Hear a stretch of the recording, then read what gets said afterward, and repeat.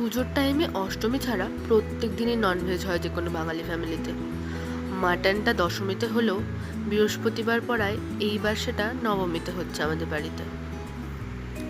আচ্ছা, কারণ হচ্ছে বৃহস্পতিবার মা ননভেজ খায় না, দ্যাটস নো ননভেজ ডে।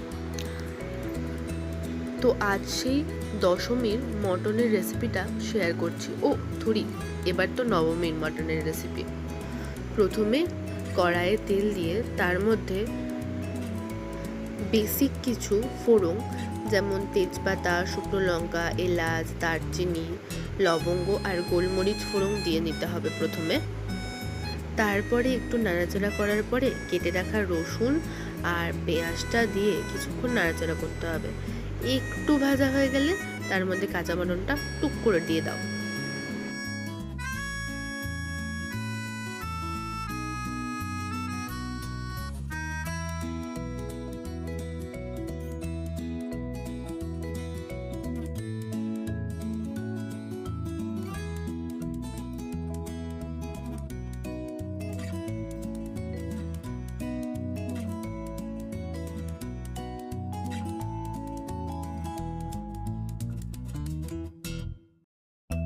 একটু লবণ, একটু না, পরিমাণ মতো দিলেই হবে।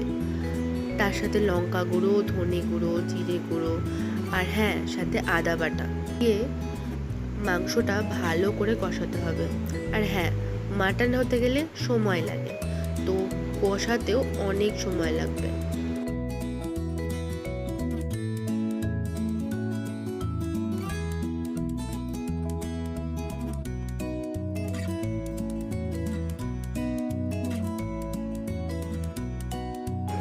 যখন মশলা দিচ্ছ তখন হলুদ গুঁড়োটা দিতে ভুলো না, এবং সাথে একটা গোটা টমেটো। হ্যাঁ, এটা আমার মায়ের স্টাইল, মা গোটা টমেটো দেয়, কেটে দেয় না।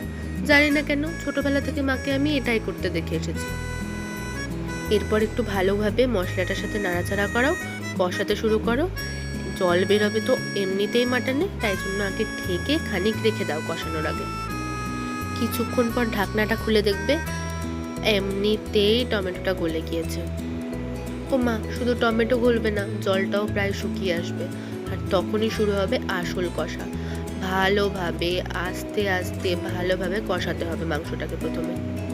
আর যখন বুঝে যাবে কালার পুরো চেঞ্জ হয়ে গেছে, মাংস কষা খাওয়ার মতো হয়ে গেছে, তখন এক কেটলি গরম জল করে তার মধ্যে পরিমাণ মতো গরম জল দিয়ে দেবে। জল দেওয়ার পরে একটু নাড়াচাড়া করে ফোটার জন্য রেখে দিতে হবে। তারপর খানিকক্ষণ ফুটে গেলেই তোমার মাটন তৈরি। হ্যাঁ, এই মাটনের দিওয়ানা সব বাঙালিরা।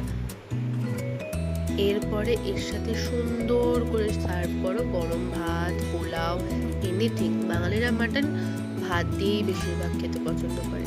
ঠিক আছে, আজকের মতো তাহলে এখানেই থাক। টাটা, আবার দেখা হচ্ছে অন্য কোনো রেসিপি নিয়ে।